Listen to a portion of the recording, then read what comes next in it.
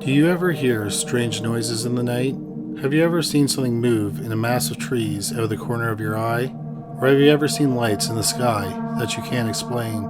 Have you ever thought it was a ghost, or a cryptid, or something otherworldly? Sure, there may be logical explanations, but sometimes things happen that we simply can't explain. We'll examine these stories on our brand new channel, Paranormally Listed. If you love stories about hauntings, mysterious creatures, UFOs, and other unexplained phenomenon, we'd love it if you subscribed. Paranormally Listed goes live on Halloween night at 8 p.m. Eastern Standard Time. You can find a link to the new channel in the description box below. We're just going to take a minute to bring you a word from our sponsor, Scentbird.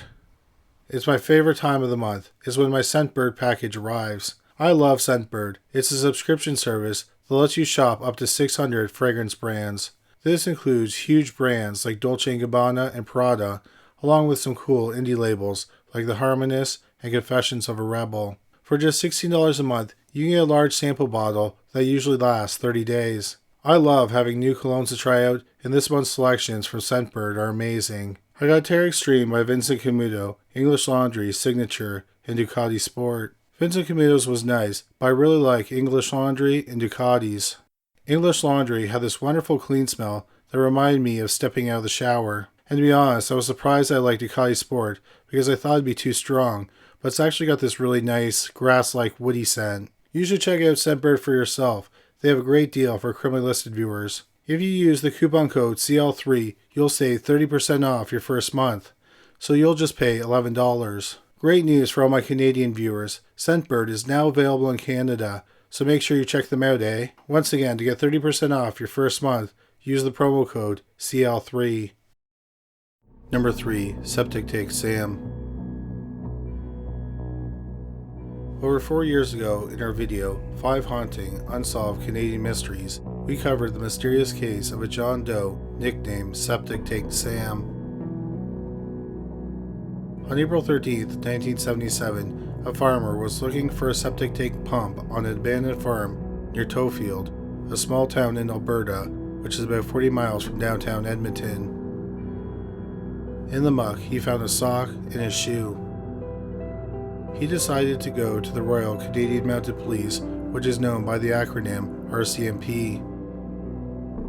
Using ice cream pails, officers dug out the muck. After about 6 hours, they uncovered a human body wrapped in a yellow bedsheet. The bedsheet was tied with a nylon rope above the head and again around the body. The remains were in bad shape due to advanced decomposition. For months, the medical examiner wasn't even sure if it was a male or female. Eventually, they determined it was a man who was possibly around the age of 28. He thought he had been in the septic tank for about a year before he was found. The man did not match any missing persons reports, so the police had no idea who he was. They thought he was either white or indigenous. He was about 5'6" and right-handed. His upper body was strong, so the medical examiner thought he was a laborer. He probably suffered a severe illness around the age of 5. When he was killed, he was wearing a blue Levi's work shirt, a white t-shirt, blue jeans, gray wool socks, and imitation wallaby shoes.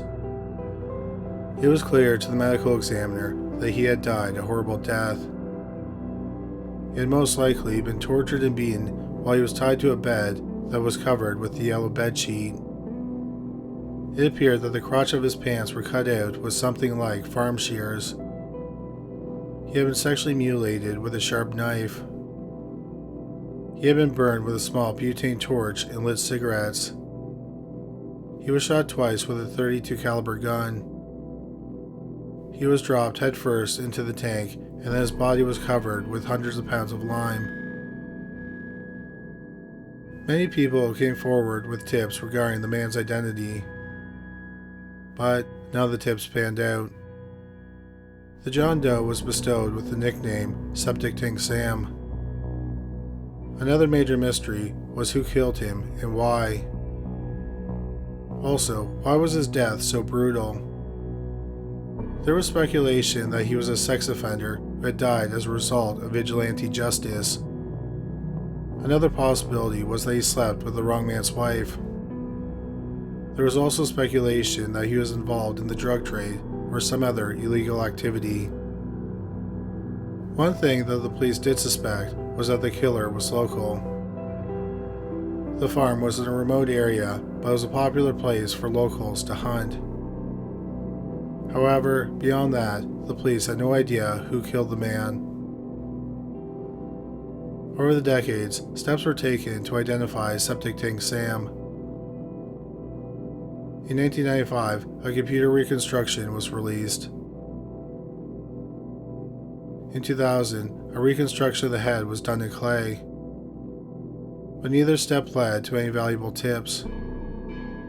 The RCMP sent his dental records to 800 dentists, but none of them could help identify the man. The body ended up being exhumed twice. They managed to extract some of his DNA. In 2019, Septic Tank Sam's DNA was entered into the database. Unfortunately, none of his relatives had entered their DNA into the system for comparison, so his identity remained a mystery. One of the first officers on the scene said that he doubted that the case would ever be solved. He said that over $1 million had been spent trying to uncover the man's identity. He thought that the best hope was that the killer, or someone with knowledge of the murder, would come forward with a guilty conscience. In 2020, the RCMP sent biological samples to Othram Labs, which is based in Woodlands, Texas. CEO David Millman said that the samples they received were full of bacteria and they were severely degraded. But amazingly, they were still able to create a DNA profile. Using the profile, they started the process of genetic genealogy, where they traced Septic Tank Sam's family tree. In August 2020, the RCMP collected DNA samples from potential family members. In October 2020, they received the DNA testing results confirming the identity of Septic Tank Sam. But they didn't go public with his identity until June 2021, or 44 years after his remains were found. Septic Tank Sam's real name was Gordon Edwin Sanderson, and he was about 25 years old when he was killed. Sanderson was born in October 1950 in Manitoba, Canada. When he was 9, he was taken from his family and placed in foster care during the controversial 60s scoop. The 60s scoop actually started in the mid-1950s. Indigenous children in Canada were taken from their families and communities and placed in foster care throughout Canada and the United States. Throughout his life, Sanderson had several run-ins with the police, and he also dealt with addiction. In the 1970s, Sanderson was living in Edmonton. The last time anyone heard from Sanderson, he was heading to Calgary, Alberta, which is about 180 miles south of Edmonton, to visit his brother. But he never made it to Calgary. Sanderson's sister said that she reported him missing in the early 1980s. Unfortunately, identifying Gordon Sanderson did not lead to his killer. The police think that he was killed by known criminals operating in the Edmonton area. Since uncovering his identity, the police have been tracking down anyone who knew Sanderson when he went missing. However, in the years since Sanderson was identified, the police have not made any arrests or any announcements regarding who may have killed him. The family of Gordon Edward Sanderson and the police are still hopeful that, even after 45 years, whoever killed him will be identified. Number 2. Roger Dean. In February 2017, we posted the video 5 Unsolved Mysteries with Mysterious Letters Part 2. In it, we cover the murder of Roger Dean. Roger owned a food brokerage business in Denver, Colorado. In November 1985, 51-year-old Roger Dean and his wife, DJ, lived in Lone Tree, Colorado. The couple had lived there for 15 years. 2 years earlier, Roger and DJ's only son was killed in a car accident. Since his death, there had been problems in their marriage. On the morning of November 21st, 1985, just before 7 o'clock, several neighbors saw Roger drinking coffee in his garage. Later, his neighbors would realize this was odd because Roger usually left for work before 6:15 a.m. At around 7 a.m., Roger called DJ into the master bedroom. When she got into the room, she was startled to see a man wearing a ski mask who was armed with a handgun. The intruder forced Roger to tie DJ up and blindfold her. He then led Roger to another room. DJ heard Roger and the intruder talking in the other room, but she couldn't make out what they were saying. Then the intruder came back into the master bedroom and started rifling through some drawers. There was a loud bang and the man left the room. DJ then listened as the man demanded money from her husband. Roger said he had $30,000, but it was in the bank. So the man demanded that Roger take him to the bank. It appeared that Roger then ran from the man. The gunman fired at Roger as he ran down the stairs. The bullet ricocheted off something and hit Roger in the arm. The gunman then ran to the main level and shot Roger 5 more times as he ran out the front door. Roger collapsed on the front yard. The man took off his mask, dropped it on the driveway, and ran from the scene. 51-year-old Roger Dean died on the lawn. The police immediately launched an investigation. They talked to several neighbors, and some of them noticed a car parked in front of the Dean's home just before the home invasion. It was either a 1968 Pontiac or a 1976 Oldsmobile. As the police investigated, they noticed some odd things around the crime scene. For example, Roger only had twine tied around one of his wrists. Also, in one of the bedrooms, they found a pair of Roger's eyeglasses that were covered in duct tape. But that morning, Roger was wearing contact lenses. The police eventually concluded that Roger staged the home invasion. They believe he hired someone to come to his home. Roger stayed at home that morning, and when the gunman saw him in the garage, that was his cue to enter the home. The plan was to take Roger to the bank, and then he would withdraw $30,000 from his bank account. Roger would later claim that the money was stolen, while he kept the money hidden. But something went horribly wrong, and Roger was shot to death. Roger's wife, DJ, admitted that there had been problems in their lives, but she didn't feel that Roger could do something like that. Nevertheless, no arrests were made in the case, and it eventually went cold. 5 years after the murder, on July 21st, 1991, DJ received a disturbing letter. The author claimed that he had killed her husband. He demanded $100,000 or he would kill DJ's only surviving family member, her daughter Tammy. The author claimed he had met Tammy on several occasions. The author said he would call 6 days later, on July 27th, to give further instructions. DJ immediately called the police. The police got in contact with the FBI and they agreed to help. The FBI considered the letter legitimate, so they gave DJ and Tammy around-the-clock protection. The FBI set up a trace on DJ's phone. As promised, the author called on July 27th and told DJ that Roger owed him money and he wanted it. But he did not give her directions on how to get him the money. The FBI was able to trace the call to a phone booth in Denver. After that initial call, the man called DJ nearly a dozen times before giving her instructions on where to drop the money. On August 19th, DJ went to a grocery store and waited for a call at a bank of payphones. He then called one of the payphones and he directed her to an alley in downtown Denver. She did as she was instructed while the FBI watched.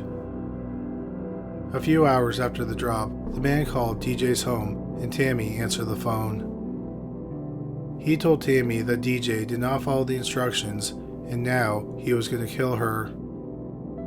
The police watched the package all night, but no one came to pick it up. DJ and Tammy were deeply upset when the money wasn't collected. They were hoping, at the very least, it would make the man leave them alone. Instead, DJ and Tammy lived in constant fear that the man would kill Tammy. Luckily, years went by and nothing happened to her. In 1991, during Season 4 of Unsolved Mysteries, they did a segment on Roger Dean's murder and the extortion attempt. But the segment did not lead to any arrests. Throughout the years, the police continued to investigate the case. It turned out that the killer left behind a valuable clue. It was the ski mask. The police recovered several strands of hair from it. In 2003, using the strands of hair, the police were able to create a full DNA profile. The profile was then entered into CODIS, but no match to it was found. In 2018, a new DNA profile was created. Then in 2020, a company that does genetic genealogy started to trace the killer's family tree. It eventually led them to a couple who had 2 sons. One of those 2 sons lived in Colorado at the time of the murder, and he had a criminal record. His name is Michael Jefferson, and he would have been 29 at the time of Roger's murder. When he was identified as a possible suspect, he was living in New Orleans, Louisiana. Investigators started trailing him. One day, they found out that he was flying from New Orleans to Los Angeles, California, and they got on the same flight. They watched him, and they noticed that he drank from a plastic water bottle. Afterward, they collected the bottle and sent it for DNA testing. His DNA was an exact match to the killer's DNA. Michael Jefferson was arrested in April 2021, just over 35 years after the murder. It's not known if Jefferson was the person who tried to extort DJ 5 years after the murder. The investigators listened to the recordings of the phone calls, and they think that the caller's voice sounds like Jefferson's voice. But the statute of limitation has run out on the extortion charges, so even if he did write the letter and make the phone calls, nothing can be done about it now. Also, the letter and the calls can't be used at his trial. If Jefferson is convicted, he could be sentenced to life in prison with the possibility of parole after 40 years. So he would be 104 years old before he could apply for parole. No trial date has been set. Number 1. Michaela Garrett.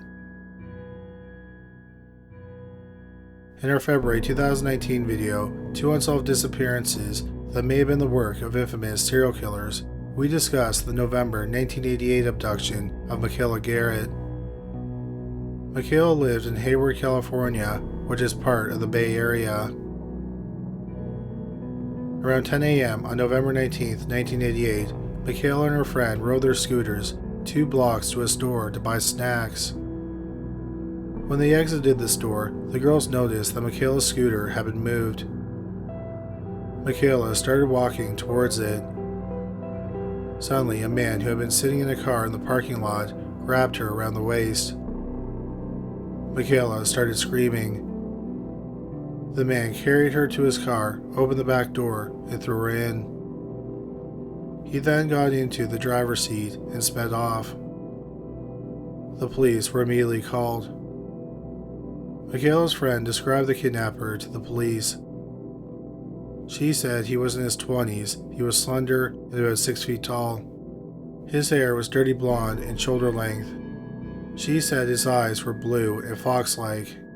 His most notable feature was his face because it was pockmarked or he had terrible acne. Tragically, despite having an eyewitness, no arrests were made. Also, Michaela wasn't found dead or alive. Over the 3 decades since her disappearance, there have been several suspects. One was a man named Timothy Binder. Michaela was not the only young girl to go missing or was murdered in the area at the time. 5 years earlier, on November 19, 1983, 5-year-old Angela Bugay was kidnapped from Antioch, California, which is about 50 miles from Hayward. Her body was found 5 days later in a field. She had been raped and suffocated. 5.5 months before Michaela vanished, on June 2, 1988, 7-year-old Amber Schwartz Garcia was kidnapped while jumping rope in front of her home. She was kidnapped from Danelle, California, which is about 30 miles from Hayward. Amber has never been found. On January 30th, 1989, 13-year-old Eileen Michaloff went missing while walking home from school in Dublin, California. Dublin is just 10 miles from Hayward. Like Michaela and Amber, Eileen has never been found dead or alive. Nearly 3 years later, on December 27, 1991, 4-year-old Amanda Campbell, who went by the name Nikki, was walking to a friend's home in Fairfield, California. Sadly, she never made it there, and she's never been seen again. Fairfield is about 55 miles from Hayward. Within 8 years, 4 girls went missing, and an additional one was found murdered. Timothy Binder seemed to be obsessed with all of them. He would visit their families in Amber's gravesite. The police received other complaints from parents about Binder's strange behavior towards their young daughters. For example, Binder had worked for the Social Security office, but he was fired in 1985 because he would look up when girls turned 14 and then send them $50 on their birthday. He did not personally know any of these girls. In total, he sent out about $2,000. Also, Binder lived in Oakland, California, which is close to where all the girls were kidnapped. He has been questioned, and he denied committing the kidnappings. He said he took a vow of non-violence at the age of 14. Binder was publicly named as a suspect in Nikki Campbell's murder. He ended up suing the Fairfield Police Department for defamation. They agreed to an out-of-court settlement, and Binder was paid $90,000. The police never found any evidence that connected Binder to the disappearances or the murder. The police believe that Binder is an eccentric man with an unusual fascination with young girls. In the ensuing years, progress was seemingly made on 2 of the cases we just mentioned. In April 1996, 44-year-old Larry Graham was arrested for the 1983 murder of Angela Bugay. He was a neighbor of Amber, and he had been a long-time suspect. However, the police never had any physical evidence to connect him to the murder. But then, in 1996, the police compared his DNA to DNA left on Angela, and it was a match. He was arrested in April 1996. In October 2002, Graham was convicted of murder, and he was sentenced to death in February 2003. In June 2009, Graham took his own life by hanging himself in his jail cell. No evidence was found to connect him to the other kidnappings. In July 2009, the police announced that they had closed the murder of Amber Schwartz Garcia, who went missing in July 1988. They said that a convicted child killer named Curtis Dean Anderson confessed to the murder in 2009, about a month before he died in prison from kidney and liver problems. However, the police never found any evidence to back up his confession. But they didn't find any evidence to refute it either. However, Amber's family does not believe Anderson was the killer. So the police reopened the case, and is still considered open today.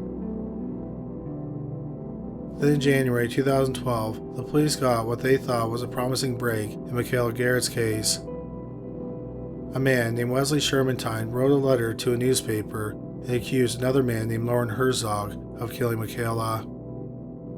At the time, Sherman was sitting on death row in San Quentin prison. Sherman and Herzog were a serial killer team dubbed the Speed Freak Killers. They were initially convicted of 4 murders, but suspected they killed many more. Some people think they killed as many as 72 people. Herzog had been convicted of 4 murders, but his convictions were overturned. He agreed to a plea deal, and he pleaded guilty to 3 counts of voluntary manslaughter. He was sentenced to 14 years, which included 6 years he had already served. He was paroled in 2010, and he moved into a trailer on the grounds of the prison. In January 2012, Loren Herzog hanged himself. Herzog died after getting a phone call from a bounty hunter who told him that Sherman was going to tell the investigators where some of their victims' remains were located. In the letter that Sherman wrote to the newspaper accusing Herzog of murdering Michaela, he pointed out that Herzog looked a lot like the sketch of the kidnapper.